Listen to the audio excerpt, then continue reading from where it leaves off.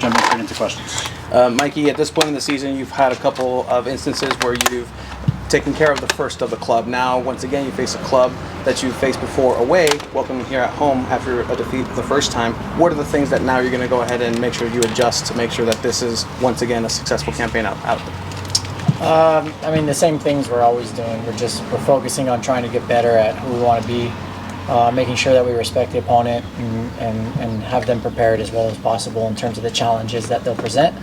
And then in these quick turnarounds, it's about getting the guys recovered, refocused, and ready to repeat high intensity, high quality actions in a short turnaround.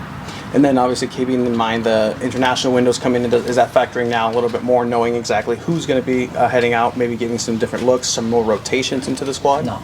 We think about winning every game that we play. That's the only thing we think about, and then we'll deal with international window when it comes. And then is there any specific strategy looking at Brandon Vasquez and his ability to create something out of nothing as well, and how to defend him? Look at it from a global standpoint. We need to dominate the ball. We need to be dangerous with the ball.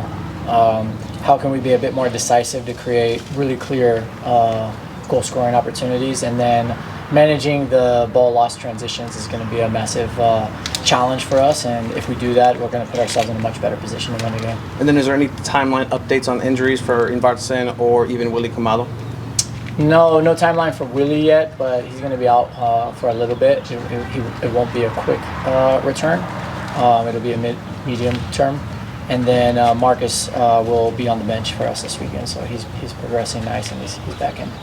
Having CJ locked up for a while, knowing you're going to have that calming presence in your last line of defense there, how important is that for a club to know that you kind of got that kind of cornerstone piece there in place?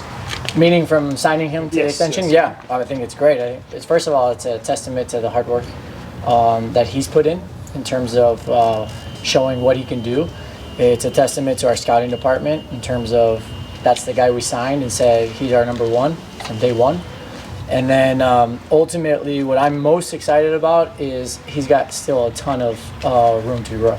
So what he's shown is really positive, but I've told him now the next step is how does he continue to get better over 25 games, 34 games, 50 games, 60 games, more in the longer term. Several players have talked about, and Moneyball just today, how much fun they have playing in a system like this that affords them freedom. How important is it to you as a coach to make sure you have guys who are out there and able to freelance a little bit, but still make sure they're staying in the structure? Yeah, I've always said that players are the main actors in the equation here. So they're the ones who bring the football to life. So they need to feel not only engaged but motivated and passionate about what we're doing. I say the same thing about training. If we want them to train hard, training also has to be competitive and enjoyable. And so I'm glad that I can feel that they enjoy it. But I think it's massively important because when you feel this football deep inside you, I think you're always going to give naturally even more intensity when it comes to competing. En español, una pregunta. Se viene Austin FC el fin de semana. ¿De qué manera se ha trabajado en la parte táctica y física para enfrentar a ese rival que ya lo enfrentaron y me imagino va a ser un partido bastante difícil para ustedes? Ya, bueno, la preparación es un poquito cortado, ¿no? Porque hemos jugado, este es el tercer partido en 8 o 9 días. Entonces usamos el video, usamos un poquito la táctica acá, pero lo más importante es trabajar lo que ya veníamos haciendo y tratar de mejorar en los aspectos donde estamos fuertes y también los aspectos donde sabemos dónde tenemos que mejorar. Para este partido es fundamental que dominamos el balón, que dañamos su arco y que manejamos los momentos de transiciones. Por el tema de lo sucedido la semana pasada, el tema de seguridad, ¿algún mensaje a la afición para que asista al estadio de manera responsable? Sí, primero y principal, yo creo que lo más importante es que el pasión en el fútbol es muy importante, pero esta pasión siempre tiene que ser al lado positivo. Este fútbol es muy poderoso para unir la gente y la violencia no puede formar parte de nuestro juego si queremos ser el mejor juego del mundo, que es para mí en realidad. Entonces mi mensaje sería que seguimos creciendo en nuestra pasión, pero que no nos olvidamos que somos todos hermanos y hermanas en este mundo juntos. Y aunque el rival, nosotros jugamos contra ellos, son nuestros hermanos y sin ellos no podemos jugar este juego tan lindo. Nosotros necesitamos de uno y del otro. Entonces, gritar y tener el pasión es buenísimo, pero la violencia no tiene espacio en nuestro juego y no tiene espacio dentro de nuestro club. Y necesitamos un lugar muy seguro para que los chiquititos que vienen al juego también se motivan para ser apasionados para este deporte también en largo plazo. Profe, en el tema de CJ dos Santos ya lo comentó un poquito en inglés, pero hablando de cuando el equipo estaba en formación, muchos nombres de porteros se hablaban, desde Guillermo Ochoa hasta Keylor Navas, pero llegar a este punto donde CJ dos Santos se ha ganado el reconocimiento como el portero titular, el número uno en los próximos años, ¿qué le dice todo ese proceso y a la afición que esperaba de esos grandes jugadores y ahora decirles que el trabajo se está haciendo y ahí están los jugadores? Yo creo que lo primero es que nosotros hemos dicho que CJ era el número uno desde el primer día. Desde que el momento firmó dijimos que este iba a ser el número uno. Y todo el mundo cuestionaba, obviamente, es un poquito normal porque no venía jugando. Pero él ha mostrado su nivel, pero más importante ha mostrado que él tiene mucho para seguir aprendiendo y él adapta al nivel con trabajo. Y lo otro que yo he dicho desde un principio no tiene nada que ver con el nombre, tiene que ver con el carácter del jugador, del talento del jugador y de la motivación para competir para esta ciudad, para esta región. Y entonces no es tan importante el nombre que traemos, pero que traemos el jugador adecuado para ayudar en este proyecto. Y se habló mucho, del proceso de Brandon Vázquez también cuando estaba el equipo en formación, mucha gente lo pedía por ser de San Diego. ¿En algún momento tuvo acercamiento o le gustaría haberlo tenido o estuvo en los planes, Brandon? No, mi concentración siempre ha sido en los jugadores que tenemos. Nosotros tenemos a Luca de la Torre que es de San Diego. Tenemos a Milan Ilowski que es de San Diego y tenemos mucha gente dentro de este edificio que son de San Diego, entonces tenemos una representación maravillosa de esta región. On Saturday, you were very clear about the club's stance on things happening in the stands.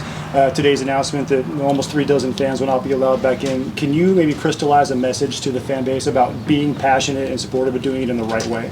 Yeah, like I said, first off, we have such an amazing community here, so passionate about this game, and I really love that. But we have to make sure that we direct the passion in a positive direction, because football is a sport that has the tremendous power of uniting people. And although we play against an opponent every weekend, and there's a rivalry, right, and you feel like you want to beat them, we want to beat them, trust me, we want to win every single game. At the end of the day, this game doesn't exist without our opponent. Without the others, it doesn't exist. We cannot play this game ourselves. So we need to challenge ourselves to be passionate, grow in that passion, be the most passionate fan base in the world if we can, but at the same time recognize that violence doesn't have a place in this. And this has to be a safe place for young kids and the future generations to come and be inspired, and then just know that as much as we want to beat the team in front of us, and we'll always put our front foot, and we can cheer as much as we can, and we'll play as hard as we can. At the end of the day, that's a human being on the other side of the line, and we only do this together. Thank you. Thank you. Yeah, thank you. Appreciate it. Ladies and gentlemen, we have midfielder Aníbal Godoy. Aníbal can take questions in English and Spanish, but we'll go ahead and take it away. We'll start in English. Anibal, you're coming back home after a tough road match. You saw some action in there. What are the successes of the San Diego FC being able to bounce back after defeat so far? Yeah, I think we know when we play home, I think we're doing really well, and this is a special place for us, and we have to be ready for everything, because I think Austin is a really good team. They come to take something here in our place, but I think I speak with the guy, like if you want to go, if you want to make playoff, I think we have to win every single game home. And then with your experience in MLS, what have you been talking with the other teammates about facing a team for a second time? You've done that a couple times. Austin being one of the teams you faced and lost away, now bringing them home for the second one. Yeah, I think like a special team, you know, like us, I think when you play first time, you know, with one team, you know, they come like to press high, or they come to show like energy. But now if you see like when we play against team, like we already played before, you know, they are already more alert, you know, they come to sit back sometime, and we have to play for that one with that one, because I think every single team now, if you see, they come to defend low block and they try to take point here. You know, they don't come to win here, and this is why I think we have to be ready to fight it. You know? Yeah, we've seen you a couple times throughout the matches this season. Try to get some shots outside the box, some tijeritas, some like spectacular. You're looking for that goal, and you're getting that space because of Yepe and his defensive effort. But you're getting that. Yeah, I think in the way we play, I feel like more like freedom, with more opportunity to go in the box. I think it's good for me, but I am happy if it's the win team. I am so happy. I don't care if I score or I may assist. I think if we take the 3 points, and I feel really happy. How much fun is it to play in a system like that it affords you that kind of freedom? Yeah, I enjoy in that moment of my career. I think I have to enjoy football. I come here to enjoy, and the first thing when I speak with Mikey is like this thing wanna play like amazing football, like, you know, for the fans, for us also, and I feel great, you know. I have 35-year-old, you know, to try to continue my career to playing like football like this is great for me. Pregunta en español. Sí. ¿Cuáles han sido los puntos a corregir después del partido contra Seattle y ahora que se viene el partido este fin de semana? Bueno, sí, creo que son 2 días de recuperación rápidamente. Creo que más allá de trabajar en cancha, tratamos de corregir, como lo dice, punto en vídeo.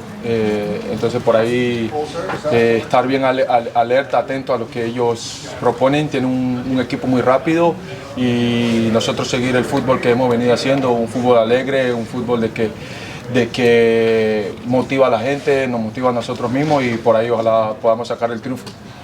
¿Cómo has visto el equipo permaneciendo en la parte alta de la tabla? Obviamente para usted no es ninguna sorpresa, pero tal vez para la MLS puede ser una sorpresa, un equipo nuevo que esté ahí peleando prácticamente todo lo que hay. Claro, no es fácil, y más en la conferencia oeste. He tenido la oportunidad de jugar en las 2 conferencias y creo que esta conferencia es la más complicada.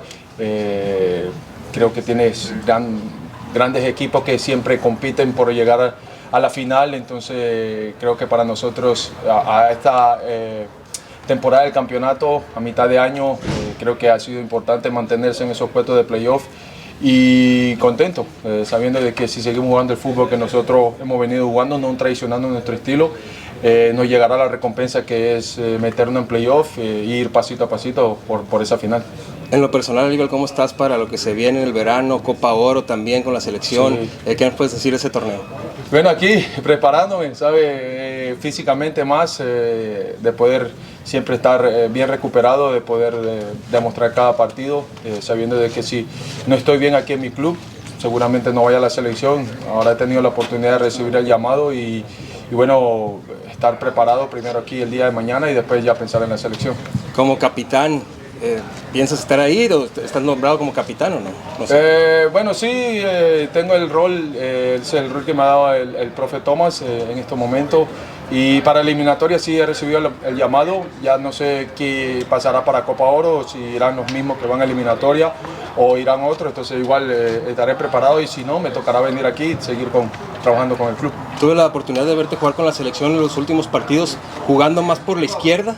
No sé si estoy equivocado, acá con San Diego jugando un poquito más a la derecha. ¿Podrías hablar de los roles diferentes? Es más por la adaptación de los compañeros que tú tienes. Tengo a Carrasquilla, que le gusta jugar más por derecha. Aquí tengo a Yepe, que nos piden jugar más por izquierda. Entonces eso más allá de la idea del técnico, cada técnico tiene su idea, entonces por ahí me acomodo.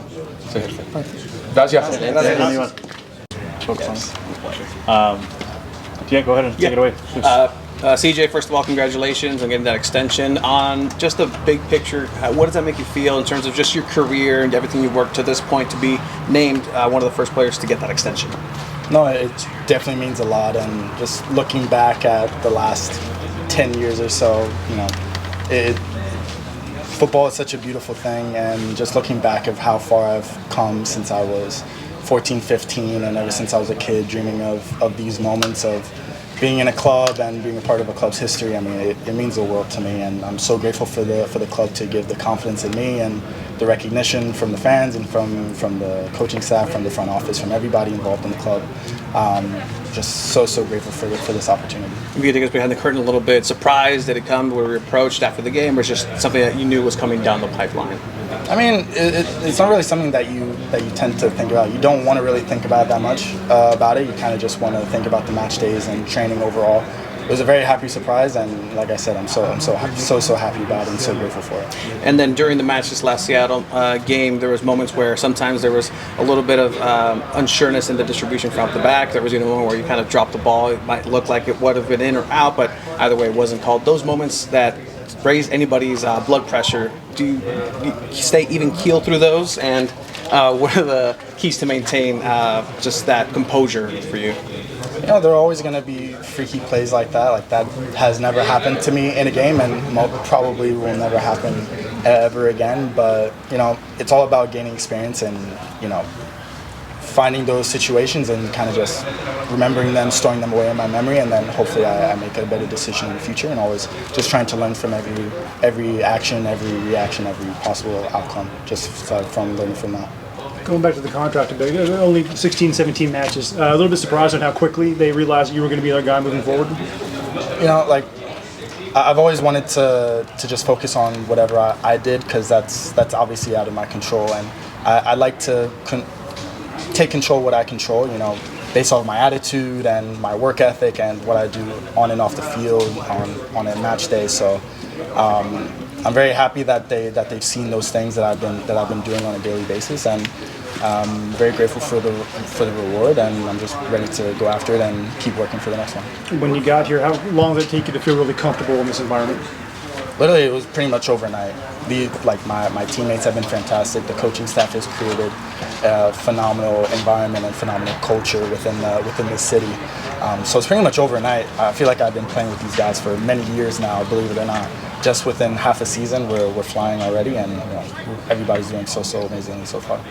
So yeah, at the beginning of the formation of the club, a lot of names were given here, maybe too much. For example, Guillermo Ochoa, Keylor Navas. People thought that was going to be that kind of goalkeeper that they could have, but getting to this point, and now that they recognize you, that they appreciate you the way that they do, how is for you? They expect.